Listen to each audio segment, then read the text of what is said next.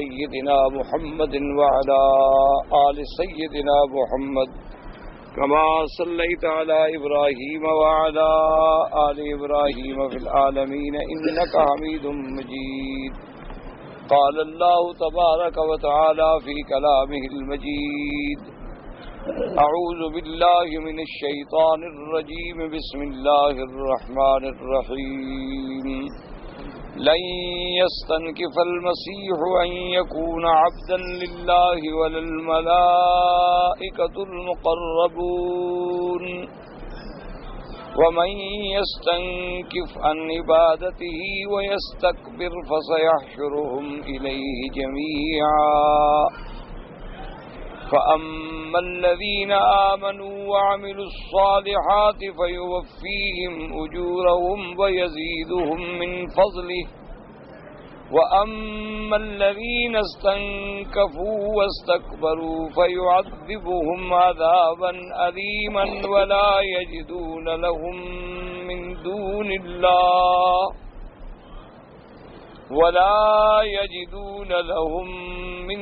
الله وليا ولا نصيرا.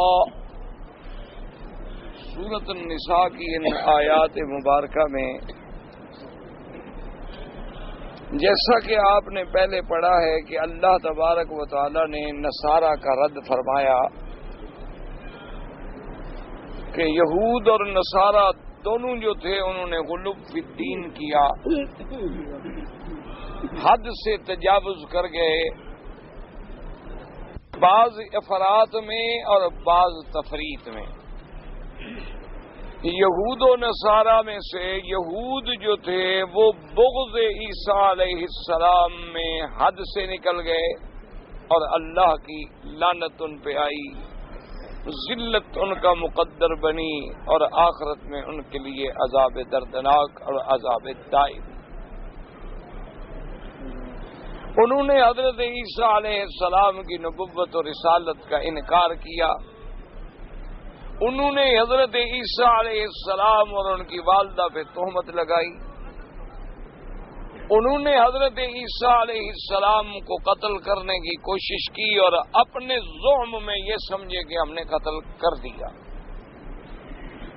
یعنی اس طرح وہ حد میں نکلے کہ انبیاء پر تہمت، انبیاء علیہم الصلاۃ والتسلیم کی والدہ سیدہ مریم صدیقہ پہ تہمت، پھر سیدنا عیسیٰ علیہ السلام جو بنو اسرائیل کے آخری رسول ہیں ان کو قتل کرنا. یہ اتنا حد سے نکلنا تھا کہ اس کا انتہا کوئی.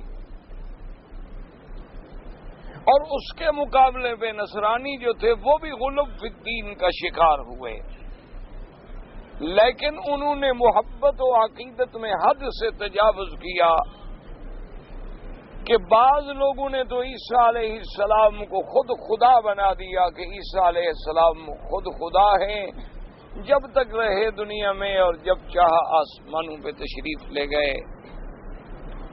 بعض لوگوں نے انہیں اللہ کا بیٹا بنا دیا نعوذ باللہ، اور ان کی والدہ کو اللہ تبارک و تعالیٰ کی زوجہ صاحبہ قرار دے دیا. بعض لوگوں نے تثلیث کا عقیدہ گھڑا کہ تین ہیں، یعنی عیسیٰ علیہ السلام، خدا اور بیوی مریم، ان تین میں سے کوئی ایک جو ہے وہ ایک الہ ہے. وہ بھی حد سے نکل گئے اور اللہ کی لعنت کے مستحق ٹھہرے. انہوں نے بھی دین عیسیٰ علیہ السلام کو بدل ڈالا. صرف ان میں کچھ لوگ تھے جو صحیح عقیدے پہ قائم رہے. تو اللہ تبارک و تعالیٰ نے ان دونوں جماعتوں کا رد فرمایا، یہود کا بھی رد فرمایا، نصارہ کا بھی رد فرمایا. اور اس کے بعد اللہ تبارک و تعالیٰ نے یہ فیصلہ بھی فرما دیا قرآن پاک میں کہ لوگوں ایسی باتیں خدا پہ نہ کہو جو حق نہیں ہے اور جن کی کوئی حقیقت نہیں. عیسیٰ ابن مریم تو اللہ کے رسول ہیں. اللہ تبارک و تعالیٰ نے شرف بخشا کہ انہیں اپنے کلمہ کن سے پیدا فرمایا بغیر باپ کے، اور عیسیٰ علیہ السلام کو یہ شرف بخشا کہ ان کی روح جو ہے بذریعہ جبریل علیہ السلام پھونکی گئی. اس لیے اللہ نے ان کو لقب دیا کلمۃ اللہ کا بھی اور روح اللہ کا بھی. ورنہ وہ اللہ کے رسول ہیں، اللہ کے عبد ہیں، اللہ کی مخلوق ہیں، اور اللہ نے ان کی حفاظت فرمائی اور انہیں زندہ آسمانوں پہ اٹھا لیا۔ اب جو آیات ہم نے آج کے درس میں تلاوت کی ہیں، ان میں اللہ پاک ارشاد فرماتے ہیں کہ بھئی تم جنہیں خدا بنا رہے ہو پہلے ان سے تو پوچھو کہ ان کا اپنا عقیدہ کیا ہے، اپنے بارے میں ان کا بات کیا ہے، قول کیا ہے، فرمان کیا ہے۔ تو جب تک عیسیٰ ابن مریم دنیا میں رہے تب بھی انہوں نے یہی بات کی کہ انی عبداللہ، میں اللہ کا بندہ ہوں، آتانی الکتاب وجعلنی نبیا، اللہ نے مجھے صاحب کتاب بنایا ہے، میں اللہ کا بھیجا ہوا پیغمبر ہوں، اور تم سب کو اللہ کی عبادت کی طرف دعوت دیتا ہوں۔ اور پھر جب اللہ نے آسمانوں پہ اٹھا لیا، اتنی بڑی بلندی ملی، اتنا مرتبہ ملا، تو اب بھی یہ بات نہیں کہ وہ نعوذ باللہ اپنی اس بات سے انکاری ہوں، بلکہ اب بھی ان کا یہی اعتراف و اقرار ہے کہ میں اللہ کا بندہ ہوں، اللہ کا رسول ہوں۔ اور پھر جب وہ زمین میں اتریں گے تب بھی یہی اعلان ہوگا کہ انی عبداللہ و رسولہ، کہ میں اللہ کا بندہ ہوں اور اللہ کا رسول ہوں۔ اور پھر قیامت والے دن جب میدان حشر میں اولین و آخرین کو اللہ جمع فرمائیں گے، تمام امتیں حضرت آدم علیہ السلام سے لے کر سیدنا محمد الرسول اللہ صلی اللہ علیہ وسلم علیہ الصلاۃ والتسلیم کی امتیں موجود ہوں گی، تو اللہ تبارک و تعالی اس وقت محض دشمنوں کو ذلیل کرنے کے لیے، ورنہ تو اب دنیا کا دارالعمل ختم ہو گیا، اب آخرت جو ہے وہ دارالجزا ہے، وہاں تو صرف سزا و جزا کے فیصلے ہونے ہیں، لیکن پھر بھی اللہ حکم دیں گے عیسیٰ ابن مریم کو، تاکہ اولین و آخرین دیکھ لیں کہ عیسیٰ علیہ السلام کیا کہتے رہے اور قوم کیا کہتی رہی۔ اللہ تبارک و تعالی حکم فرمائیں گے کہ یا عیسی ابن مریم اانت قلت للناس اتخذونی و امی الہین من دون اللہ، کیا تم نے یہ کہا تھا لوگوں کو کہ میں اور میری اماں جو ہیں وہ بھی الہ ہیں، وہ بھی معبود ہیں اللہ کے سوا؟ تو وہاں بھی عیسیٰ ابن مریم اپنی اسی بات کا اعادہ فرمائیں گے، قال سبحانک ما یکون لی ان اقول ما لیس لی بحق، کہ پاک ہے تیری ذات شریکوں سے بھی پاک، شرک سے بھی پاک، ہر صفت نقصان سے بھی پاک۔ میرا اللہ، میں وہ بات جو مجھے زیب ہی نہیں دیتی، میں تو تیری مخلوق ہوں، میں تیرا بندہ ہوں، جو بندہ ہو مخلوق ہو وہ خالق ہونے کا دعویٰ کیسے کر سکتا ہے؟ اور جو عابد ہو وہ معبود کیسے بن سکتا ہے؟ میں تو تیری عبادت کرنے والا، میں تیرا بندہ، تیرا مملوک، تیری مخلوق۔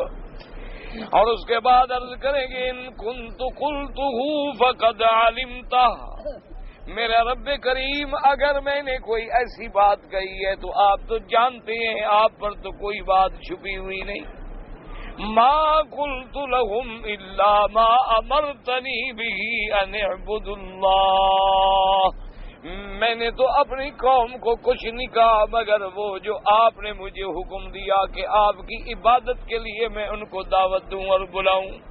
تو اللہ تبارک و تعالی نے عیسیٰ ابن مریم کی زندگی کا ایک ایک لمحہ قوم بندوں کے سامنے رکھ دیا کہ ظالم ہو، وہ خود کہتے ہیں کہ میں بندہ ہوں، وہ خود کہتے ہیں کہ میں عبداللہ ہوں، وہ خود کہتے ہیں کہ میں رسول اللہ ہوں، وہ خود کہتے ہیں کہ میں اللہ کی عبادت کی طرف بلانے والا ہوں، اور تم ان کو خدا بنا دو۔ یہی تو وہ ضلال و گمراہی ہے جس میں قومیں مبتلا ہو جاتی ہیں۔ اب دیکھیں کہ قرآن نے فرمایا کہ میرے مدنی صلی اللہ علیہ وسلم آپ نے کتنا اعلان فرمایا، قل انما انا بشر مثلکم یوحی الی، کیا لوگوں خبردار، میں ایک بشر ہوں، انسان ہوں، اور میری جن سے انسانیت بعین ہی اسی طرح ہے جس طرح تم ایک انسان ہو، لیکن اللہ نے مجھے انسانوں میں چن لیا، اللہ نے مجھے شرف بخشا، اللہ نے مجھے عزت بخشی کہ مجھ پہ وحی نازل ہو گئی، اللہ نے مجھے مقام نبوت اور رسالت پہ سرفراز فرمایا۔ اور حضرت آقا انعامدار صلی اللہ علیہ وسلم نے دوسری جگہ قرآن کہتا ہے اللہ کے حکم سے اعلان کیا قل سبحان ربی هل كنت الا بشرا رسولا. اللہ نے فرمایا کہہ دیجئے میرے مدنی صلی اللہ علیہ وسلم پاک ہے میری ذات، میرا رب پاک، شریکوں سے بھی پاک، صفت نقصان سے بھی پاک، اور میں تو نہیں ہوں مگر بشر، انسان اور اللہ کا بھیجا ہوا رسول. اسی طرح حضور پاک صلی اللہ علیہ وسلم نے حدیث مبارک میں موجود اعلان فرمایا، آپ نے فرمایا انما انا بشر، اے لوگوں سن لو کہ میں بشر ہوں، انسان ہوں، ابن عبداللہ ہوں. میرے ابا کا نام عبداللہ ہے، والدہ کا نام آمنہ ہے، دودھ پلانے والی کا نام بی بی علیمہ ہے. اور اس کے بعد فرمایا انسا کما تنسونا، میں بھی بھول جاتا ہوں جیسے انسان بھولتے ہیں تم بھولتے ہو. اور آپ نے فرمایا اغضب کما تغضبونا، مجھے بھی غصہ آتا ہے جیسے تمہیں آتا ہے.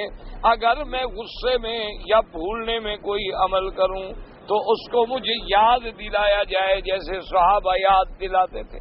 تو حضور پاک نے ایک دفعہ کھول حتیٰ کہ فرمایا لا تطرونی کما طرت النصارى عیسی ابن مریم فقولوا انما انا عبد اللہ ورسولہ. حضور نے فرمایا امت کو خبردار میری شان کو اتنا نہ بڑھانا کہ جیسے نصرانیوں نے عیسیٰ ابن مریم کو بڑھایا اور ان کو خدا بنا بیٹھے. خبردار مجھے خدا نہ بنا دینا، مجھ میں خدائی صفتوں کا اعتراف نہ کرنا. میں اللہ کا بندہ، اللہ کا رسول ہوں. لیکن اس کے باوجود اگر قوم کہے کہ نہیں حضور بشر نہیں ہے، اس کے بعد اگر قوم کہے کہ نہیں حضور صلی اللہ علیہ وسلم بشریت کا ایک لباس ہے، اس کے بعد اگر قوم یہ کہے کہ حضور صلی اللہ علیہ وسلم میں وہ صفت الوہیت موجود ہے، آپ عالم الغیب ہیں، آپ مختار کل ہیں، فرق اتنا ہے کہ اللہ نے انہیں سارے اختیار اور سب کچھ دے دیا. اس قسم کے دعوے جب آدمی کرے تو اس سے بڑا کفر اور انکار اور اللہ کے احکام کا جحود اور دنیا میں کیا ہوتا. اس لیے اللہ پاک نے ان آیات میں ارشاد فرمایا لن يستنكف المسيح ان يكون عبدا لله ولا الملائكة المقربون. اللہ نے فرمایا لن يستنكف، تستنكف کا معنی استکبار، ہرگز استکبار نہیں، تکبر نہیں مسیح علیہ السلام کو اس بات سے کہ وہ اللہ کے بندے ہیں. یعنی کبھی عیسیٰ علیہ السلام نے اس بات سے انکار نہیں کیا، اعراض نہیں کیا کہ میں کیسے عبد بنوں. نانا حضرت ان کو تو خود کوئی انکار نہیں، ان کو تو خود کوئی اس بات کا استکبار نہیں کہ بھی میں اپنی عبدیت کا اعتراف کیسے کروں. اور فرمایا وَلِلْمَلَائِكَةُ الْمُقَرَّبُونَ، اور نہ اللہ کے فرشتے جو مقرب ہیں جیسے جبریل، اسرافیل، میکائیل، یہ وہ فرشتے ہیں جو تمام فرشتوں سے افضل ہیں. ان کو بھی کبھی استکبار نہیں، کبھی تکبر نہیں اس بات کے اقرار کرنے میں کہ ہم اللہ کے بندے ہیں، اللہ کے عباد ہیں، اللہ کی مخلوق ہیں، اللہ کے فرمان پہ چلنے والے ہیں. اب دیکھیں ادھر عیسیٰ علیہ السلام کا ذکر ہے اور آگے اللہ نے پھر ملائکہ کا ذکر کیوں کیا؟ کیونکہ ذکر تو ہو رہا تھا عیسیٰ علیہ السلام کا. اس کی علماء نے وجہ لکھی ہے، وجہ یہ تھی کہ دنیا میں جو فرقے پیدا ہوئے ہیں، یہود نے دعویٰ کیا کہ عزیر علیہ السلام جو ہے وہ اللہ کا بیٹا ہے، اور نصارہ نے دعویٰ کیا تھا کہ عیسیٰ علیہ السلام اللہ کا بیٹا ہے، اور مشرکین مکہ نے دعویٰ کیا تھا کہ فرشتے جو ہیں دراصل یہ اللہ کی بیٹیاں ہیں. اور بیٹیاں کیوں ہیں کہ اللہ نے چھپا کے رکھا ہوا، اسی لیے تو فرشتے ہمارے سامنے نہیں آتے. تو یہ سب فرشتے اللہ کی بیٹیاں ہیں. تو اللہ نے دونوں کا ذکر کر دیا کہ جن کو تم خدا کا بیٹا کہتے ہو وہ کہتے ہیں ہم تو عبد ہیں، اور جن کو تم خدا کی بیٹیاں سمجھتے ہو نعوذ باللہ ان کو بھی اپنی عبودیت سے، اپنی عبدیت سے کوئی انکار نہیں، کوئی تکبر نہیں، کوئی بڑائی نہیں. اس لیے اللہ نے مسیح علیہ السلام کا ذکر، ابن مریم کا ذکر بھی کیا اور ملائکہ کا ذکر بھی.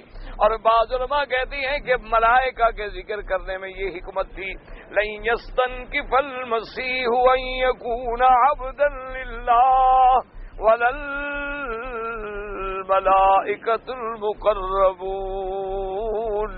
اللہ کے یاد رکھو فرشتے اتنے ہیں جن کا عدد ما سوا اللہ کے کوئی نہیں جانتا، وما یعلم جنود ربک الا ہو، اللہ کے لشکر کو اللہ کے سوا کوئی نہیں جانتا کتنے ہیں، لیکن ان میں پھر فرشتے شان والے ہیں، بعض فرشتے حملۃ العرش ہیں، بعض فرشتے حملۃ الکرسی ہیں، بعض فرشتے جو ہیں وہ حول العرش تسبیح و تقدیس میں مشغول ہیں، اور بعض فرشتے جو ہیں مدبرات ہیں جن کو اللہ نے حکم دیا ہے نظام چلانے کا، کسی کے ذمے بادل ہیں، کسی کے ذمے ہوائیں ہیں، کسی کے ذمے پانی ہیں، اور کسی کے ذمے ارواح کا قبض کرنا ہے، اور کسی کے ذمے پوری دنیا میں پھیلنا ہے اور انسانوں کی رپورٹ لانا ہے، اور کسی کے ذمے انسانوں کے اعمال لکھنا ہے۔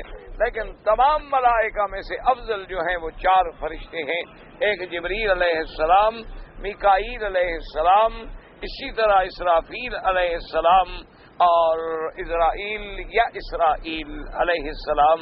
یہ 4 فرشتے جو ہیں یہ سب سے زیادہ شان والے ہیں۔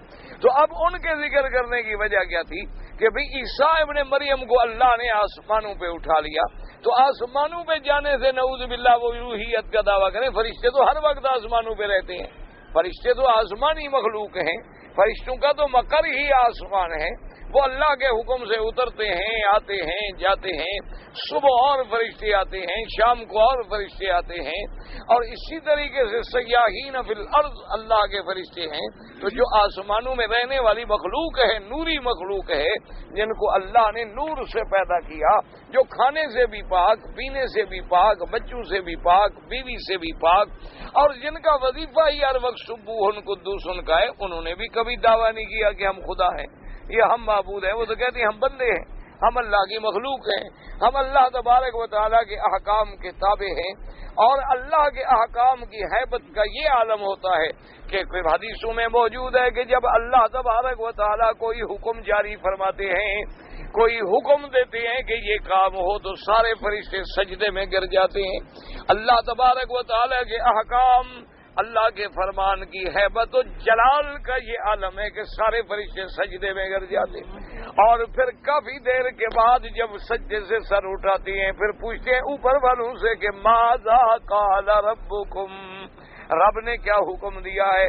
یعنی ان میں تو اتنا ہیبت ہے، اتنا ڈر ہے، اتنا خشیت اللہ ہے کہ اللہ کے حکم پر فوراً سب سجدے میں گر جاتے ہیں۔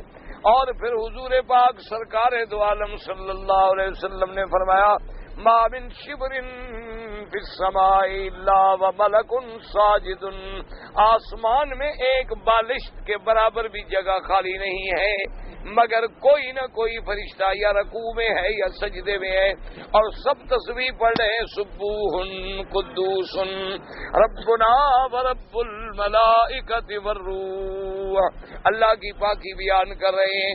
تو تمام فرشتے اتنی شان کے باوجود بھی اپنی ابدیت سے استکبار نہیں کرتے، تکبر نہیں کرتے، تو تم کیسے انہیں خدا بناتے ہو، اور تم انہیں کیسے مختار کل بناتے ہو، تم انہیں کیسے اللہ کا ٹکڑا اور اللہ کا جز بناتے ہو اور کفر کرتے ہو۔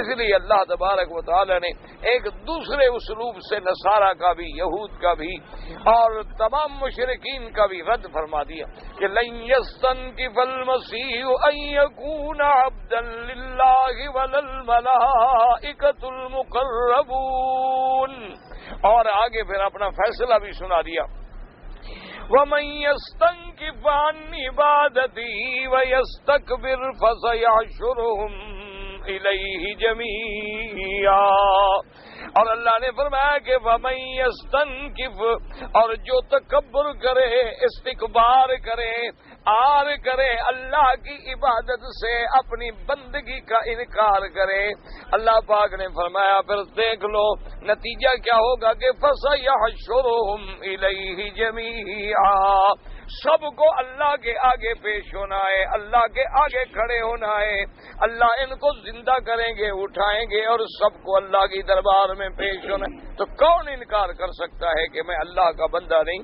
اور خاص طور پہ ملائکۃ اللہ، خاص طور پہ رسول اللہ، اللہ کے انبیاء، اللہ کے رسول، اللہ کے پیغمبر تو کبھی اس بات سے انکار نہیں کرتے۔ تو اللہ پاک نے فرمایا کہ یہ کیسی جاہل قومیں ہیں کہ نبی کہتے ہیں ہم اللہ کے بندے ہیں، یہ کہتے ہیں خدا ہے۔ اللہ کے اولیاء کہتے ہیں کہ خدا کے بندو ہم تو ایک عاجز مخلوق ہیں اللہ کی، ہم تو خود اللہ کی عبادت کرنے والے ہیں، رات دن اللہ کے دروازے پہ مانگنے والے ہیں۔ ولی اللہ کا معنی کیا ہوتا ہے کہ عبادت کرتے کرتے اللہ تبارک و تعالی نے انہیں مقام تقرب عطا فرما دیا، لیکن وہ تو خود ساری زندگی خدا کی عبادت میں مشغول رہے، ہر وقت ذکر ہے، نماز ہے، تلاوت ہے، قرآن ہے، ہر وقت اللہ کے آگے رونا ہے، خشیت اللہ ہے، اور تم ان کو خدا بنا رہے اور حاجت بنا رہے، حاجت مند بنا کے دیا۔ اب تو بس ان کا اتنا مرتبہ ہو گیا ہے کہ اب سب کو اللہ نے ان کو دے دیا ہے، اور اللہ پاک نے سارے مختار بنا دیے، وکیل بنا دیے، اور خود آرام سے فارغ ہیں، نعوذ باللہ ثم نعوذ باللہ۔ تو یہ مسلمانوں کے عقیدے ہیں، کس قسم کی گمراہیوں میں پڑ گئے ہیں۔ دیکھا نہیں کہ حضرت علی رضی اللہ تعالی عنہ جب آپ کو پتہ چلا تو آپ نے کچھ لوگوں کو بلایا، کہا کہ کیا عقیدہ رکھتے ہو میرے بارے میں؟ انہوں نے کہا جی آپ تو خدا ہیں۔ حضرت علی نے فرمایا کہ نعوذ باللہ بدبختو کیا کہہ رہے ہو، میں تو اللہ کا بندہ ہوں، اللہ کی مخلوق ہوں، اللہ کا عاجز بندہ ہوں، اللہ سے مانگنے والا، اللہ کا محتاج۔ انہوں نے کہا جی آپ جو مرضی آئے کہتے رہے، بہرحال آپ خدا ہیں، مولا علی مشکل کشا ہیں۔ تو اب جاہل کا تو کوئی حل نہیں ہوتا نا، جاہل کا عقیدہ تو پھر ایسے ہوتا ہے نا کہ جدھر گیا تو گیا، بس یا تو سیدھا کنویں میں گر جائے گا، اور یا سیدھا جیسے کہ ایک عالم نے لکھا ہے کہ یہ قومیں بڑی عجیب ہوتی ہیں کہ اگر ماننے پہ آ جائیں، کسی کو مان لے تو بچڑے کو خدا مان لے، یعنی اگر یہ قومیں ماننے پہ آ جائیں تو بچڑا جو آواز نکالے نا جی سونے کا بچڑا بنا لیا کہ اس نے، اس سے آواز آتی تھی جانور کی آواز، انہوں نے کہا خدا ہے، انہوں نے کہا ٹھیک ہے جی خدا ہے۔ انہوں نے کہا ماننے پہ آ جائیں تو بچڑے کو خدا بنا لیں، اور نہ ماننے پہ آئے تو عیسیٰ علیہ السلام کو پھانسی دینے پہ تیار ہو۔ یہ تو قوموں کا حال ہے۔ آپ نے دیکھا نہیں ہے کہ 1 منٹ میں کہہ دیں گے زندہ باد، 2 منٹ کے بعد کہہ دیں گے مردہ باد، جو مرضی آئے قوم سے کہلوا لو۔ اور دیکھ لیں کہ جہاں اللہ تبارک و تعالی رحمت فرمائے، توحید کا درس سن لیں، اللہ کا قرآن سن لیں، تو ان سے بڑا موحد کوئی نہیں۔ کہیں گے توبہ توبہ توبہ استغفر اللہ، آج تک تو ہم جو شرک کرتے رہے بڑی گناہ والی بات ہے، چلو شکر ہے ابھی مسئلہ سمجھ آ گیا۔ اور اس کے بعد جناب ان کو پھر قوالی میں بٹھا دیں، وہاں بھی سر مار رہے ہیں۔ کوئی قاری قرآن پڑھنے والا بلا لیں، سبحان اللہ، وہاں بھی قربان ہو رہے ہیں، سبحان اللہ جی، اللہ کے کلام میں مزہ آ گیا۔ کسی طوائف کو بلا کے پیر کی کافی سنوا دیں، وہاں بھی بے ہوش ہو جائیں گے، وجد آ جائے گا، سبحان اللہ خدا سے مل گئے۔ اس قوم کا کوئی علاج ہے؟ اس قوم کا صرف ایک علاج ہے کہ دعا کرو اللہ ان کو ہدایت دے۔ بس ہمارے پاس تو دعاؤں کے سوا کچھ ہے ہی نہیں، نہ طاقت ہے نہ قوت ہے، نہ کسی کو پھیرنے کے ہمارے پاس ذریعے ہیں، صرف ایک ہے کہ اللہ کے دین کی دعوت دو اور دعا کرو، باقی مقلب القلوب اسی کی ذات ہے، وہ چاہے تو پھیر دے۔ دیکھو نا جب قومیں گمراہ ہوتی ہیں کس حد تک گمراہ ہوتی ہے، اللہ تبارک و تعالی رحمت فرمائے۔ اچھا، اور جب اللہ ہدایت دیتا ہے تو پھر بھی 1 منٹ نہیں لگتا۔ ایک صحابی تھے مسلمان ہو گئے، تو ان کو ساتھیوں نے کہا، صحابہ نے انہوں نے کہا یار کوئی پرانی اپنی زندگی کی بات تو سناؤ۔ اب تو شکر ہے کہ اللہ نے ہمیں مدنی پاک کا غلام بنا دیا۔ اس نے کہا کہ دیکھو تم کہتے ہو کہ بت جو ہیں فائدہ نہیں دیتے، لیکن میرے بت نے مجھے بڑا فائدہ دیا۔ اب صحابہ حیران ہو گئے، انہوں نے کہا بت اور فائدہ؟ انہوں نے کہا بت نے کیسے فائدہ دیا؟ اس نے کہا بات یہ ہے کہ ہم جب سفر میں جاتے تھے تو اپنا خدا جو تھا نا وہ ساتھ رکھتے تھے، کہ جہاں رات کو پڑاؤ کیا خدا کو سامنے رکھ دیا اور پوجا شروع ہو گئی۔ اب بھی ہندو یہی کرتا ہے، بلکہ جتنا ہندو اسلام کے ملکوں میں بھی نوکری کر رہا ہے نا، انہوں نے اپنے گھروں میں اسی طرح مندر بنائے ہوئے ہیں جیسے ان کے اپنے ملک میں ہو۔ جیسے تمہارے گھروں میں کعبۃ اللہ کی تصویریں ہوتی ہیں نا جی، کعبۃ اللہ کی، مدینہ منورہ کی، اور تم نے گھر میں ایک جگہ بنائی ہوتی ہے، مصلی ہے، نماز پڑھیں گے، تسبیح پڑھیں گے، ذکر کریں گے، انہوں نے بھی باقاعدہ اپنے بت سجائے ہوئے ہوتے ہیں گھر میں، اور باقاعدہ ان کی اسی طرح اپنی عبادت کرتے ہیں۔ تو اس نے کہا کہ میں نے بھی اپنا خدا ساتھ رکھا ہوا تھا، سفر پہ گیا، سفر ہوتے تھے صحرا کے ریت کے ٹیلے، وہ کہتے ہیں کہ ایک جگہ ہم نے پڑاؤ کیا، پڑاؤ کرنے کے بعد سو گئے، اور بت کو، ہر چیز کو میں نے رکھ دیا، اپنے سرانے بنا کے رکھ دیا، اور اس کے بعد صبح جب میں اٹھا تو قضائے حاجت انسانی کے لیے دور چلا گیا۔ میں نے کہا ذرا دور جا کے فارغ ہو کے واپس آؤں گا، اور اس کے بعد پھر یہ ہے کہ بھئی اپنے خدا سے بھی عبادت کریں گے۔ کہتا ہے واپس جب میں آیا دور سے تو میں نے دیکھا کہ ایک لومڑی جو ہے نا میرے خدا کے اوپر کھڑی ہوئی پیشاب کر رہی ہے۔ لومڑی کہیں سے نکل آئی نا کوئی ٹیلے شیلے سے، صحرا میں لومڑیاں تو بہت ہوتی ہیں۔ اس نے دیکھا کہ پتھر کی کوئی چیز رکھی ہے، اسی پہ کھڑی ہوگی، اس کو کیا بوتا ہے، کیا بلا ہے؟ تو کہتے ہیں جب میں نے یہ دیکھا تو میں نے کہا رب یبول الثعلبان علی راسہ، یہ کیسا خدا ہے جس کے سر پہ لومڑیاں پیشاب کرتی ہیں، ان کو بھی نہیں روک سکتا، تو مجھے کیا نفع نقصان دے گا؟ انہوں نے کہا اسی وقت مجھے اللہ کی توحید سمجھ آ گئی۔ تو مجھے بت نے فائدہ دے دیا نا کہ جب میں نے بت کو اس حالت میں دیکھا۔ لیکن ایک ہمارا مسلمان ہے کہ اپنے ہاتھوں سے بزرگوں کو دفن کر کے آئے گا، اپنے ہاتھوں سے جنازہ پڑے گا، قبر بنائے گا، پھر کھڑا ہو جائے گا جی مہربانی کرو اب مشکل حل کرو۔ وہ اللہ کے بندے ہیں، کچھ عقل اللہ نے بھی دیا ہے کہ نہیں؟ بھئی ابھی تم نے خود جنازہ پڑھا ہے، ان کے لیے دعائیں مانگی ہیں، ان کے لیے قبر بنائی، ان کے لیے کمرے بنائے ہیں، کبے بنائے ہیں، روزے بنائے ہیں، اور جب وہ زمین میں دفن ہو گئے ہیں تو اب حاجت روا ہو گئے، مشکل کشا ہو گئے۔ اس لیے یاد رکھو اس کا علاج کوئی نہیں ما سوا اللہ کی طرف سے ہدایت، کیونکہ قرآن کا فیصلہ ہے۔ اللہ فرماتے ہیں جب میں گمراہ کرتا ہوں نا پھر دلوں پہ پردے آ جاتے ہیں، موریں لگ جاتی ہیں، آنکھوں پہ پردے آ جاتے ہیں، حق بات سمجھ ہی نہیں آتی، حق سمجھ ہی نہیں آتی۔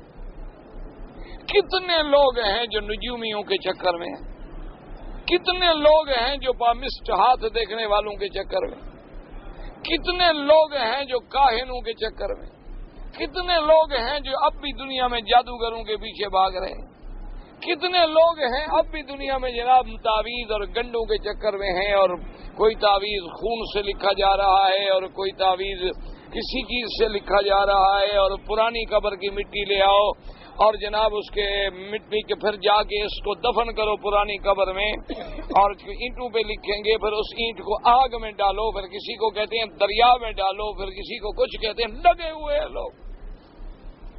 انا للہ و انا الیہ راجعون، بس ان کے لیے دعا کیا کرو اور کوئی علاج نہیں۔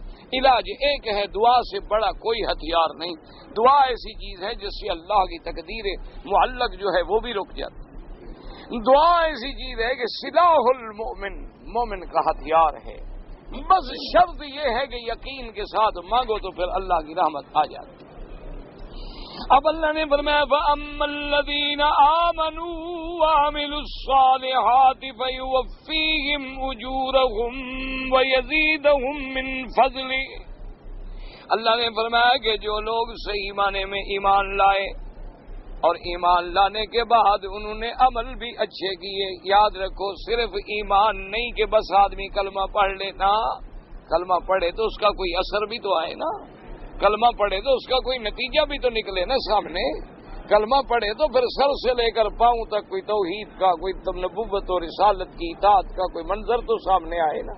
اس لیے جہاں پڑھیں گے ایمان کے ساتھ عمل صالح ہوگا۔ فَأَمَّا الَّذِينَ آمَنُوا وَعَمِلُوا الصَّالِحَاتِ فَيُوَفِّيهِمْ أُجُورَهُمْ وَيَزِيدُهُمْ مِنْ فَضْلِهِ۔ اللہ نے فرمایا جو ایمان لائے اور جنہوں نے اچھے عمل کیے ان کو قیامت والے دن ہم پورا پورا اجر دیں گے، پورا پورا ثواب دیں گے۔ ان کے اعمال صالحہ کے ثواب میں کمی نہیں ہوگی، بلکہ وَيَزِيدُهُمْ مِنْ فَضْلِهِ، اور اس ثواب میں ہم اپنے احسان سے اور بھی اضافہ کر دیں گے۔ اور بھی بڑھا دیں گے، لیکن شرط ہے کہ موت ایمان پہ آئے اور اعمال صالحہ دلیل بنے اس کے ایمان کی کہ اللہ کو مانتا ہے تو اب آنکھیں اللہ کے حکم پہ چلیں، اللہ کو مانتا ہے تو ہاتھ اللہ کے حکم پہ چلیں، اللہ کو مانتا ہے تو دماغ اللہ کے حکم کے مطابق سوچیں، اللہ کو مانتا ہے تو پاؤں اسی کے راستے میں چلیں، اللہ کو مانتا ہے تو جن چیزوں سے اللہ نے روک دیا ہے ان سے رک جائے، پھر ہے مومن۔ اس لیے فرمایا وَأَمَّا الَّذِينَ آمَنُوا وَعَمِلُوا الصَّالِحَاتِ فَيُوَفِّيهِمْ أُجُورَهُمْ وَيَزِيدُهُمْ مِنْ فَضْلِهِ وَأَمَّا الَّذِينَ اسْتَنكَفُوا وَاسْتَكْبَرُوا فَيُعَذِّبُهُمْ عَذَابًا أَلِيمًا۔ اور جو لوگ رک گئے آر کی ایمان لانے سے، تکبر کیا کہ ہم کیسے ان کی عبادت اطاعت کریں، اللہ نے فرمایا ان کو عذاب دوں گا، عذاب دردناک، اور جب عذاب ہوگا وَلَا يَجِدُونَ لَهُم مِّن دُونِ اللَّهِ وَلِيًّا وَلَا نَصِيرًا۔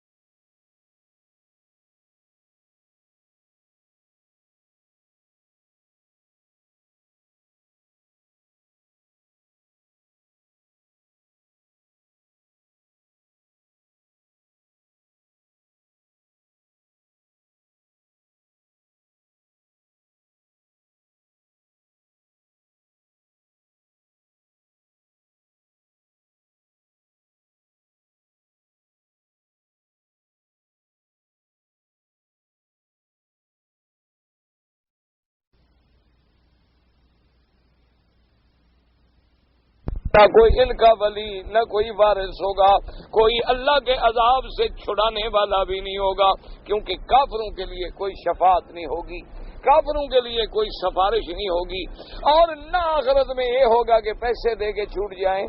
دنیا میں تو ہوتا ہے نا، چلو جی رشوت دے دی جان چھڑا لی، دنیا میں تو ہوتا ہے نا کہ چلو باپ کا جرم بیٹے نے اٹھا لیا، یا انسان کا جرم کسی ملازم نے اٹھا لیا، لیکن قیامت میں یہ بھی نہیں ہوگا، اور نہ کافروں کے لیے کوئی دوست ہوگا، نہ کافروں کے لیے کوئی شفاعت کرنے والا ہوگا، اور نہ کسی کی شفاعت ان کے بارے میں قبول ہوگی۔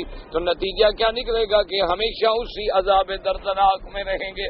اب مفسر رحمۃ اللہ علیہ فرماتے قال ابن ابی حاتم حدثنا ابی قال حدثنا ابراہیم بن موسیٰ قال حدثنا الشعبی عن ابن جریج عن عطاء عن ابن عباس رضی اللہ تعالیٰ عنہ قولہ لن یستنکف، مانا انہیں حضرت ابن عباس نے فرمایا کہ لن یستنکف کا کیا مانا ہے؟ فرمایا لن یستکبر، وہ تکبر نہیں کرتے کہ ہم کیسے بندہ کہیں اپنے آپ کو، وقال قد عادت لن یحتشم، یعنی وہ اپنی بڑائی میں آ کے ان کو یہ بات نہیں روکتی کہ اتنے بڑے مرتبہ ہمارے پاس ہے لیکن ہم کیسے کہیں کہ اللہ کے بندے ہیں، نہیں، ان کو تو کوئی چیز نہیں روکتی۔ لن یستنکف المسیح ان یکون عبدا للہ ولا الملائکۃ المقربون، وقد استدل بعض من ذهب الى تفضيل الملائكة البشر بهذه الآية حيث قال ولا الملائكة المقربون وليس له ذلك دلالة لأنه إنما عطف الملائكة على المسيح لأن الاستنكاف والامتناع والملائكة أقدر على ذلك من المسيح، فلهذا قال تعالى ولا الملائكة المقربون، ولا يلزم من كونهم أقوى وأقدر امتناع يكونوا أفضل۔ اب جناب مفسر رحمۃ اللہ علیہ فرماتی ہیں کہ اس آیت میں اللہ نے فرمایا کہ لن یستنکف المسیح ان یکون عبدا للہ، عبدا للہ وللملائکۃ المقربون۔ اب بعض علماء نے استدلال کیا ہے کہ فرشتے جو ہیں وہ بشر سے افضل ہیں، کیونکہ اللہ فرماتے ہیں کہ عیسیٰ ابن مریم کو بھی تکبر نہیں اور فرشتوں کو بھی تکبر نہیں، تو وللملائکۃ المقربون کا ذکر کرنا جو ہے انہوں نے کہا یہ دلالت کر رہا ہے کہ فرشتوں کا مقام جو ہے وہ انسانوں سے افضل ہے۔ لیکن یاد رکھو یہ مسئلہ مختلف فی ہے، بعض علماء کہتے ہیں کہ فرشتے افضل ہیں، لیکن ایک بات سمجھ لیں کہ یہ مسئلہ ہے یعنی عام بشر سے، ورنہ اللہ کے انبیاء تو کروڑ درجے فرشتوں سے افضل ہیں، اور حضور صلی اللہ علیہ وسلم تو سب انبیاء سے بھی افضل ہیں، چونکہ اللہ کے فرشتے تو انبیاء علیہ السلام کے پاس آتے ہیں، حاضر ہوتے ہیں، ان کے سامنے سائل بن کے بیٹھتے ہیں، ان کی اجازت سے مجلسوں میں داخل ہوتے ہیں اور اللہ کے احکام پہنچاتے ہیں۔ اللہ تبارک و تعالی نے جب حکم دیا میرے مدنی سرکار کو معراج پہ جانے کا تو سواری لانے والا کون ہے؟ جبریل علیہ السلام۔ سواری پہ بٹھانے والا کون ہے؟ جبریل علیہ السلام۔ پھر جب حضور بیت المقدس میں اترے تو اتارنے والا کون ہے؟ جبریل علیہ السلام۔ پھر حضور پاک کھڑے ہیں، سواری کو باندھنے والا کون ہے؟ جبریل علیہ السلام۔ یعنی جبریل تو ایسے کام کر رہا ہے جیسے ایک خادم کام کرتا ہے، اس لیے اللہ کے انبیاء کا درجہ تو بہت بہت بہت بلند ہے۔ وجہ کیا ہے کہ بعض علماء نے فرشتوں کو اس لیے افضل قرار دیا، انہوں نے کہا کہ انسان جو ہے وہ جتنا اعلیٰ مقام پہ پہنچ جائے اس سے کبھی نہ کبھی تو کوئی غلطی ہوتی ہے، بڑی نہ صحیح تو چھوٹی صحیح، لیکن فرشتے تو ایسی اللہ کی مخلوق ہیں کہ جن سے کبھی غلطی ہوتی ہی نہیں، وہ تو 24 گھنٹے اللہ تبارک و تعالیٰ کی اطاعت میں، جن کے بارے میں خدا نے خود قرآن میں فرما دیا ہے کہ وہ اللہ کے حکم کے سوا تو کوئی بات کرتے ہی نہیں۔ لیکن محققین علماء فرماتے ہیں کہ سنو، فرشتے غلطی نہیں کرتے، فرشتے گناہوں سے پاک ہیں، فرشتے معصوم ہیں، لیکن ان کی عصمت جو ہے وہ اختیاری نہیں ہے، وہ تو اضطراری ہے، وہ تو گناہ کر سکتے ہی نہیں، ان میں تو گناہ کا مادہ ہی نہیں، ان کو تو اللہ نے کھانے کی بھوک کا مادہ ہی نہیں رکھا، تو بھوک لگتی نہیں، وہ تو کھانے سے پاک ہے۔ تو کمال تو ان معصوم ہستیوں کا ہے، انبیاء اور اللہ کے رسولوں کا، کہ اللہ نے ساری قوتیں رکھی ہیں لیکن پھر پاک ہے۔ اللہ نے ان کو ان کی عصمت جو ہے گویا وہ اختیاری ہے، اضطراری نہیں، وہ مجبور نہیں ہے۔ اللہ نے ان کو طاقت بھی دی ہے لیکن گناہوں سے پاک ہے۔ اللہ نے ان کے تمام مادے رکھے ہیں لیکن پھر اللہ کے فرما بردار ہے، تو انبیاء کا شان جو ہے وہ فرشتوں سے بلند و برتر۔ اب مسئلہ یہ ہے کہ بھئی عام بشر اور عام فرشتہ، تو بعض علماء کہتے ہیں کہ فرشتے افضل ہیں اور بعض علماء کہتے ہیں کہ نہیں، فرشتوں سے پھر بھی انسان افضل ہے، لیکن شرط یہ ہے کہ وہ اللہ کا صحیح معنی میں بندہ بنے۔ اسی لیے جیسے کسی شاعر نے کہا ہے نا کہ فرشتے سے بہتر ہے انسان بننا، لیکن اس میں پڑتی ہے محنت زیادہ، محنت کرنی پڑتی ہے کہ فرشتوں کی طرح وہ پھر گناہوں سے بچے، فرشتوں کی طرح اللہ کے حکم پہ چلے، اللہ کی فرما برداری اختیار کرے، مامورات پہ چلے اور منہیات سے بچ جائے، جن چیزوں کے کرنے کا اللہ نے حکم دیا ہے سر انجام دے، جن چیزوں کا اللہ نے منع کیا ہے ان سے رک جائے، تو پھر انسان کا مرتبہ جو ہے وہ فرشتوں سے بلند ہو جاتا ہے۔ لیکن شرط یہ ہے کہ بندہ بھی تو بنے نا، بندہ جب نہ بنے، چونکہ یہ اصول ہے کہ جب تک بندگی نہ ہو تو پھر تو شرمندگی ہے، انسان میں اگر بندگی نہ ہو تو پھر تو وہاں سوائے شرمندگی کے کچھ حاصل نہیں ہوتا، پھر تو بلکہ انسان حیوانوں سے بھی نیچے گر جاتا ہے۔ پھر انسان جب اصغر السافلین میں جاتا ہے تو پھر وہ انسان حیوانوں سے بھی نیچے گیا۔ اور آپ نے فرمایا اولئک کالانعام بل ہم اضل، اللہ نے فرمایا جو مجھے چھوڑ کے غیروں کے سجدے کریں جو مجھے چھوڑ کے غیروں کو حاجت روا سمجھیں، جو بتوں کے آگے جھکیں یا قبروں کے آگے جھکیں یا انسانوں کے آگے جھکیں، ان کو بھی حاجت روا سمجھیں، ان کو وہی مقام دیں جو مقام الوہیت ہے۔ اللہ نے فرمایا یہ تو جانوروں سے بھی زیادہ گم کردہ رہا ہے کہ جانور بھی اپنے مالک کی آواز پہچانتا ہے لیکن یہ خدا کو نہیں پہچانتے، جانور بھی اپنا گھر پہچانتا ہے لیکن یہ اپنا مقام نہیں پہچانتے۔ سب سے خسیس جانور جو ہے کتا ہے، لیکن اس کو بھی چھوڑ دو نا تو گھر آ جاتا ہے، وہ بھی مالک کا دروازہ نہیں چھوڑتا، اس کو ڈنڈے مارو، بھوکا رکھو، روٹی نہ ڈالو، کچھ نہ ڈالو، پھر بھی پڑا رہے گا۔ حتیٰ کہ علماء حیوانات نے لکھا ہے کہ اگر کوئی کتا پاگل ہو جائے، باولا ہو جائے، ساری دنیا کو کاٹے گا، اپنے مالک کو نہیں کاٹے گا، وہ بھی پہچانتا ہے یہ کیسا بندہ ہے خدا کو چھوڑ کے غیروں کو سجدے کرتا ہے، خدا کو چھوڑ کے غیروں سے مانگتا ہے، خدا کو چھوڑ کے شأن للہ کے وظیفے پڑھتا ہے، خدا کو چھوڑ کے غیروں کے دروازوں پہ جا کے ان سے منتیں مانتا ہے، نظر مانتا ہے، انہیں حاجت روا مشکل کشا سمجھتا ہے، اور پھر کبھی تعویلیں کرتا ہے کہ جی اصل بات یہ نہیں ہے، مانگتے تو ہم خدا سے ہیں لیکن ان کو تو ہم نے واسطہ بنایا ہے، ذریعہ بنایا ہے ان کو کہ ہم آ کر اپنی فریاد ان کو کہتے ہیں۔ اللہ نے فرمایا ظالمو، جن کو تم اپنی فریادیں کہہ رہے ہو، جن کو تم اپنی پکاریں پہنچا رہے ہو، وہ تو سنتے نہیں ہیں، اگر سن بھی لیں تو تمہیں کوئی نفع نقصان دینے کے قابل نہیں ہے، وہ تو اس قابل بھی نہیں ہے کہ تمہیں نفع نقصان پہنچا سکیں، پہلے تو تمہاری بات ہی نہیں سنتے، اگر سن بھی لیں تو کہاں سے دیں، وہ تو خود میرے محتاج ہیں، تو ان سے تم کیسے مانگ رہے ہو؟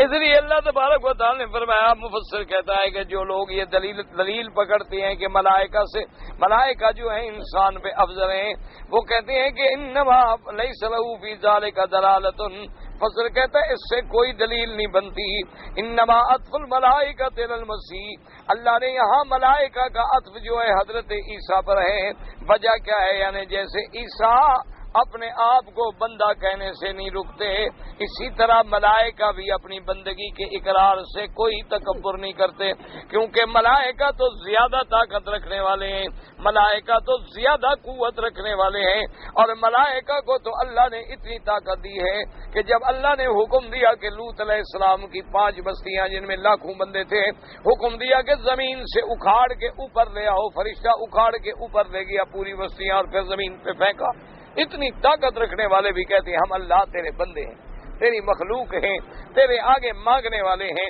تو یہ دلیل نہیں بنتی اس بات پر کہ فرشتے افضل ہوں۔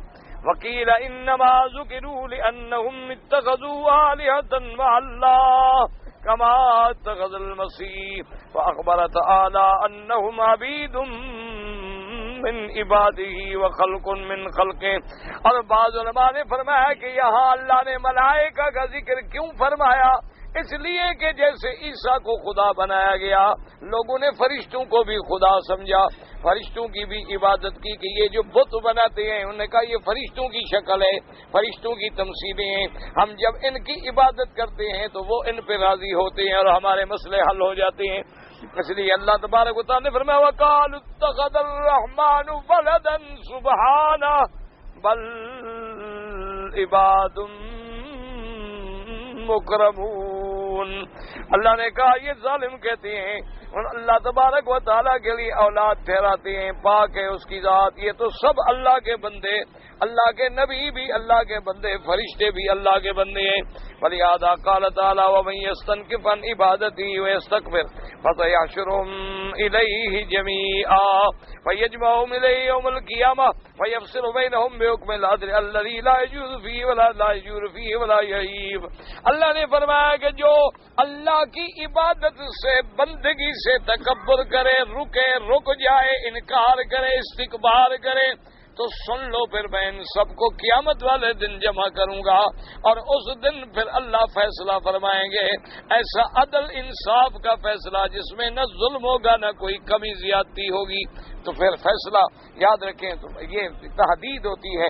اللہ نے فرمایا اگر تم انکار کرو گے تو آنا تو میرے پاس ہے نا، تو فیصلہ تو میں نے کرنا ہے نا، تو جب فیصلہ کریں گے تو صاف ظاہر ہے کہ مومنین کے لیے جنت کے فیصلے ہوں گے اور کافروں کے لیے جہنم کے فیصلے ہوں گے۔ اب اس کے بعد فرماتے ہیں وَأَمَّا الَّذِينَ آمَنُوا وَعَمِلُوا الصَّالِحَاتِ فَيُوَفِّيهِمْ أُجُورَهُمْ وَيَزِيدُهُم مِّن فَضْلِهِ أي فيؤتيهم من الثواب على قدر اعمالهم الصالحة. اللہ تبارک و تعالی ہر بندے کو اس کے عمل صالح کے مطابق بدلہ دیں گے. وَيَزِيدُهُمْ عَلَى ذَلِكَ مِنْ فَضْلِهِ وَإِحْسَانِهِ وَسَعَةِ رَحْمَتِهِ وَإِمْتِنَانِهِ. اور اللہ تبارک و تعالی اپنے فضل سے، اپنے احسان سے، اس کے حق سے بھی اس کو اور زیادہ رحمتیں دے دیں گے. جیسے حدیث پاک میں آتا ہے کہ جو سب سے بندہ آخری جہنم سے نکلے گا، دعا کریں اللہ ہر مسلمان کو جہنم سے بچائے.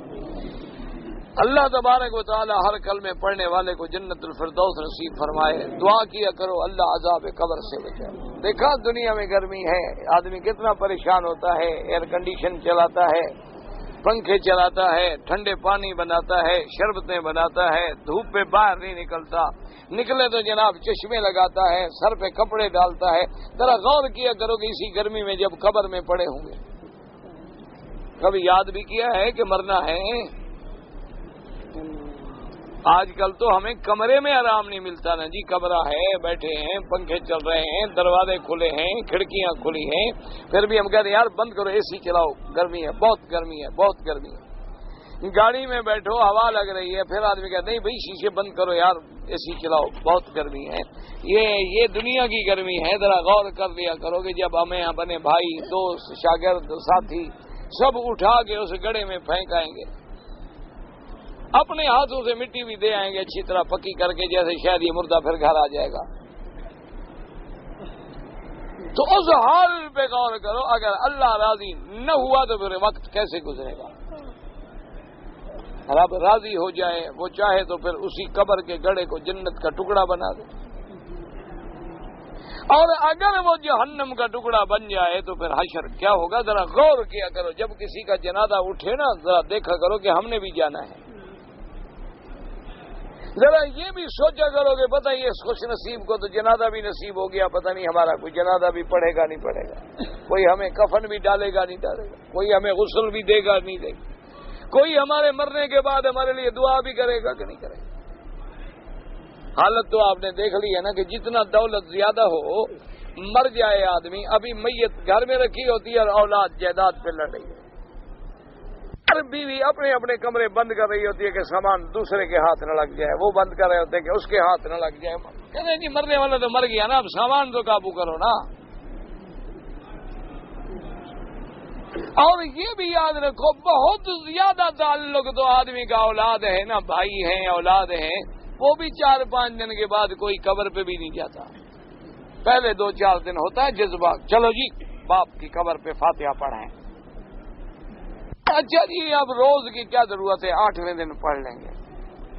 پھر کیا نہیں یار اب 8ویں دن بھی کیا ضرورت ہے، مہینے میں 1 دفعہ پڑھ لیں گے کافی ہے. یہاں سے جو روز دعا کر رہے ہیں، پھر اس کے بعد کہتے ہیں ٹھیک ہے اب محرم والے دن کچھ دال لے لیں گے، کچھ چھڑیاں خرید لیں گے، وہاں جا کے مٹی شٹی بنا کے ذرا قبر تازہ کر دیں گے. ایسا نہ ہو نا اندر سے کھولتا رہا نکل آئے، مزید پکا کر دیں اس کو، ذرا نیا کر کے بند کرائیں، کہیں اوپر پھر نہ آ جائے. انا للہ و انا الیہ راجعون. لیکن غور کیا کرو کہ اسی جگہ ہم نے بھی تو جانا ہے نا.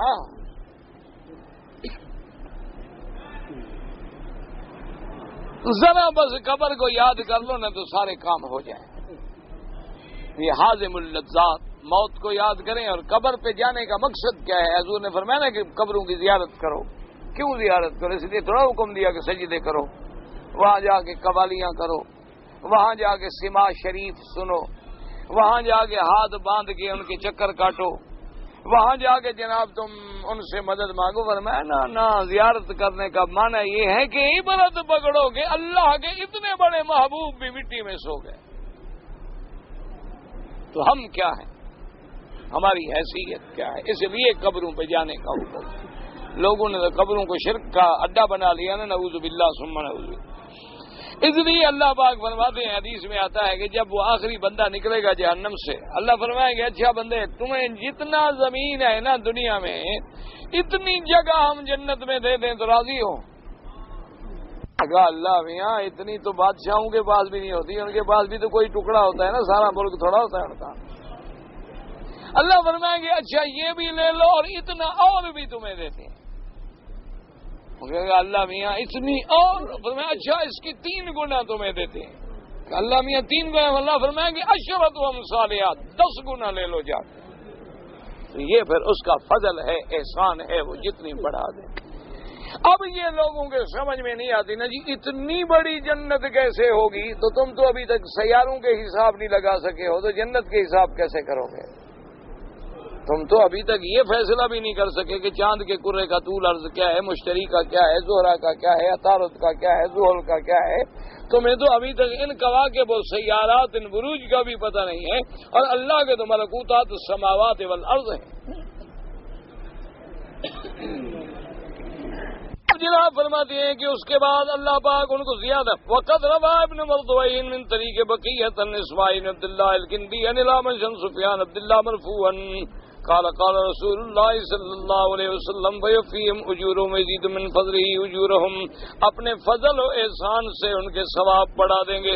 قال ادخلهم الجنہ وَيَزِيدُهُم مِّن فَضْلِهِ قَالَ الشَّفَاعَةُ فِي مَن وَجَبَتْ لَهُ النَّارُ مِمَّن صَنَعَ إِلَيْهِم الْمَعْرُوفَ فِي دُنْيَاهُمْ وَهَذَا إِسْنَادٌ لَا يُثْبَتُ۔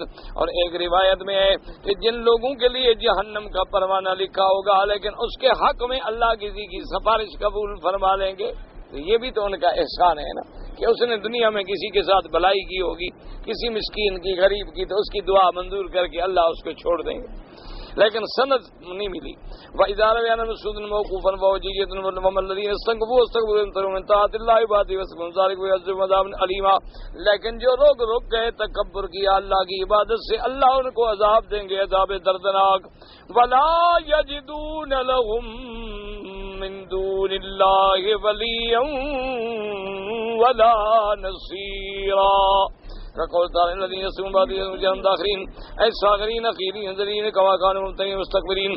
اللہ نے فرمایا جو لوگ تکبر کرتے ہیں میری بندگی سے، میری عبادت سے، ہم ان کو جہنم میں ذلیل کر کے داخل کریں گے کہ دنیا میں تم تکبر کرتے تھے، اکڑتے تھے، آج جہنم بھی ملے گی اور ذلت بھی ملے گی۔ اللہ تبارک و تعالی سے دعا کریں اللہ ہمیں ذلت سے بھی بچائے، جہنم سے بھی بچائے، ہر کلمے پڑھنے والے کو جنت الفردوس نصیب فرمائے۔ بھائی مجھے یاد نہیں، میں نے بتا دیا نا کہ حضرت ابو بکر، حضرت عمر، حضرت عثمان، سب صحابہ کی عمر دیکھنی ہے تو حیات الصحابہ کتاب میں دیکھ لو۔ کہتے ہیں ان کی عمر حضور صلی اللہ علیہ وسلم کی عمر کے برابر تھی، 65 سال، لیکن اللہ عالم دیکھ لو۔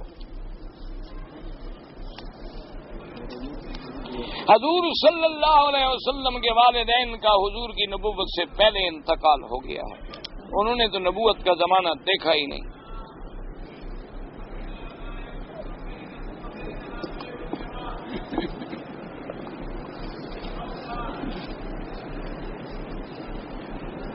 ہمارا ایک بھائی ہے، عمر اس کی 20 سال ہے، اس کے اخلاق بہت برے ہیں، ہم نے بہت کوشش کی، روکا، لیکن وہ بھاگ جاتا ہے۔ آپ گناہ گار نہیں ہوں گے، آپ اس کو ہدایت کرنے کی کوشش کرتے رہیں۔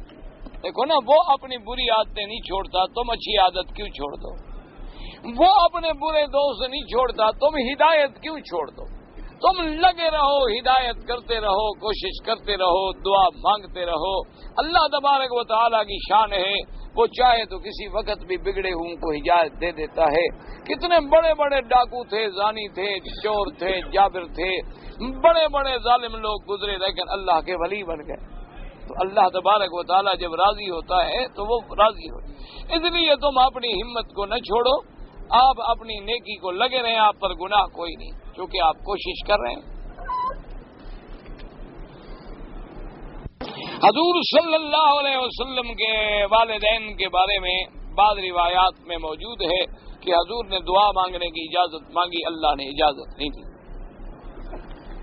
حضور صلی اللہ علیہ وسلم ایک حدیث مبارک میں آتا ہے کہ آپ کے آنسو مبارک بہ رہے تھے، تو صحابہ نے پوچھا کہ کیا بات ہے؟ تو آپ نے فرمایا کہ میں نے اللہ سے اپنے والدین کی بخشش کے لیے دعا مانگنے کی اجازت چاہی تو اللہ نے اجازت دے دی۔ اس لیے صاف بات ہے، باقی علماء کہتے ہیں کہ بہتر یہ ہوتا ہے کہ ایسے مسائل میں ہم نہ الجھیں، اپنے آپ کو نہ الجھائیں۔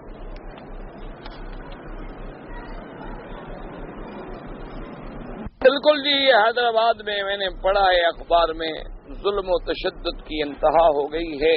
اب کافروں سے آپ کو کیا امید ہے بھلا؟ خود سوچیں کہ جو وثنی ہیں، جو کافر ہیں، جو ہندو ہیں، ان کے تو بس میں نہیں چلتا، ان کے بس میں چلے تو مسلمانوں کو تو زندہ کھا جائیں، یہ تو ان کے بس میں نہیں ہے۔ ورنہ انہیں جب بھی موقع ملتا ہے تو لازمی بات ہے کہ کفر ایک ہے اور مسلمان کا دشمن ہے۔ جب اللہ نے کہہ دیا تمہارے دشمن ہیں تو دشمن سے کسی خیر کی توقع رکھنے کا تو کوئی سوال ہی پیدا نہیں ہوتا۔ اب ہم تو اپنے ان مسلمان بھائیوں کے لیے چاہے وہ کسی ملک میں ہیں اللہ سے دعائیں کر سکتے ہیں کہ اللہ ان کی مدد فرمائے، اور اللہ تبارک و تعالی ان کی مساجد، معابد، مدارس، ان کی جان، مال، آبرو، عزت کی حفاظت فرمائے مسلمانوں پر۔ لیکن دعا کریں اور دعا بھی کریں، اور یہ بات یاد رکھیں کہ اب ہندو جو ہے نا، جو اپنی حدود کے آخری حدوں پہ آ گیا ہے، جب فصل پک جائے نا تو کٹتی ہے، یہ قاعدہ ہے، ایک اصولی بات ہے کہ گندم آپ لگاتے ہیں نا جی تو پہلے نکلتی ہے، نکلتے نکلتے نکلتے نکلتے پھر پک جاتی ہے، جب پکنے کا وقت آتا ہے تو پھر سکہ کٹ جاتا ہے۔ انشاءاللہ ان کی بھی بربادی کا وقت قریب آ گیا ہے۔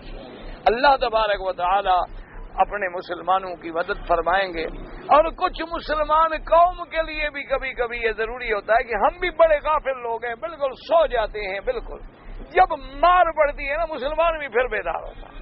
یہ مسلمان قوم کی بھی کچھ عادت ہے، یہ بھی بالکل سرکس کے شیر بن جاتے ہیں کہ بچہ پکڑ کے لے جا رہا ہے، نچا رہا ہے، لیکن جب شیر پر شیر بن جائے تو پھر سب بھاگ جاتے ہیں۔ اس لیے اللہ تبارک و تعالی مسلمانوں کو اتحاد کی توفیق عطا فرمائے کہ وہ ایک ہو جائیں۔ آج بھی کفر تمہارا مقابلہ نہیں کر سکتے، یہ تو ہمیں لڑاتے ہیں، ہم میں سے منافقوں کو خریدتے ہیں، ہم میں سے جعفر و صادق پیدا ہوتے ہیں، ہمارے لوگ جو ہیں کرسی کے لیے بکتے ہیں، ورنہ کفر کیا طاقت رکھتا ہے؟ وہ تو اللہ اکبر کے سامنے نہیں کھڑے ہو سکتے۔ اگر کسی نے غلطی سے بیوی کو ماں کا لفظ غلطی سے نکل گیا، کچھ نہیں ہوتا۔ مجھے نماز میں بس وسے آتے رہے، میں بھول گیا کہ میں نے کتنی نماز پڑھی، مثلا 4 رکعت والی نماز میں تیسری رکعت میں کیا، پھر سیدھا صاف کر لیا، ٹھیک ہو گیا۔ ویسے یاد رکھو، اگر شیطان تمہیں نماز میں وسوسے سے ڈالتا ہے تو یہ بری بات نہیں، یہ تمہارے ایمان کی علامت ہے، اچھی بات ہے۔ بھئی ایک آدمی مثال کے طور پر پہلے شراب پی رہا ہے، اس کو کوئی کہتا ہے شراب پیو؟ جو نہیں پیے گا نا اس کو گمراہ کرے گا نا۔ اگر پہلے ہی اندر ایمان نہ ہو تو اسے گمراہ کرنے کی ضرورت ہی نہیں۔ جب ایمان ہوتا ہے، بندہ نمازی بنتا ہے، اللہ کے قریب آتا ہے، تو اب شیطان زور لگاتا ہے کہ اس کو ہٹاؤں۔ تو لہذا کوئی فکر نہ کریں، یہ تمہارے ایمان کی دلیل ہے۔ لیکن علماء نے ایک علاج لکھا ہے، جیسے ایک قصہ بڑا مشہور ہے نا تاریخ میں، ایک بندہ آیا امام ابو حنیفہ رحمۃ اللہ علیہ کے پاس، اس نے کہا جی میرے والد نے کچھ پیسے سے سونا زیور گھر میں کسی جگہ دفن کر دیا تھا کہ چوروں سے بچ جائے، کہ جب میری اولاد بڑی ہوگی تو نکال لے گی، لیکن ہمیں وہ جگہ نہیں ملتی، کیسے ڈھونڈیں؟ آپ نے فرمایا تم ایسا کرو کہ وضو کر کے ساری رات نفلیں پڑھتے رہو، نماز پڑھتے رہو۔ چلا گیا۔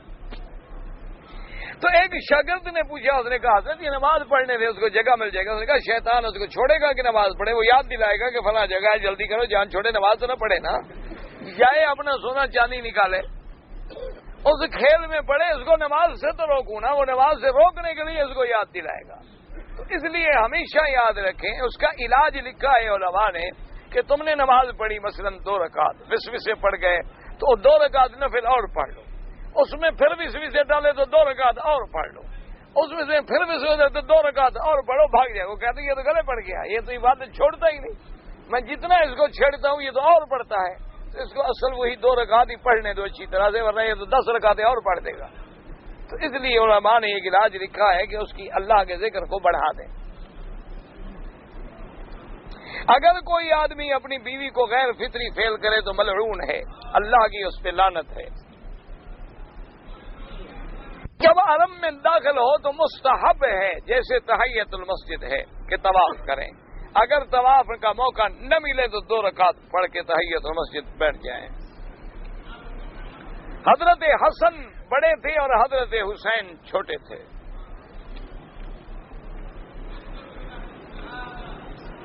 اگر ایک آدمی نے ظہر کی سنتیں پڑھنے کی نیت کر لی کہ 4 رکعت میں سنت پڑھ لوں، نماز کھڑی ہو گئی، 2 رکعت پڑھ کے سلام پھیر دے، جا کے جماعت میں مل جائے، نماز پڑھ لے، بعد میں جو 2 رکعتیں رہ گئی ہیں پوری کر لیں۔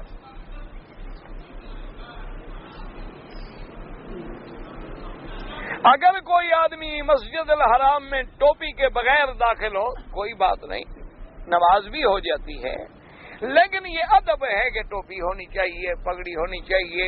حضور صلی اللہ علیہ وسلم نے فرمایا کہ جب اللہ کے گھر میں آئیں، نماز کے لیے آئیں تو تیار ہو کے آئیں، تو بہرحال اللہ تبارک کی نماز بھی ہو جاتی ہے، یعنی اگر سر پہ کپڑا نہ ہو کوئی نماز پڑھ لے نماز ہو جاتی ہے، کوئی ایسی بات نہیں، لیکن آداب کا تقاضا یہی ہے، اور اللہ پاک آپ کو مجھے ہر مسلمان کو آداب مسجد الحرام نصیب فرمائے۔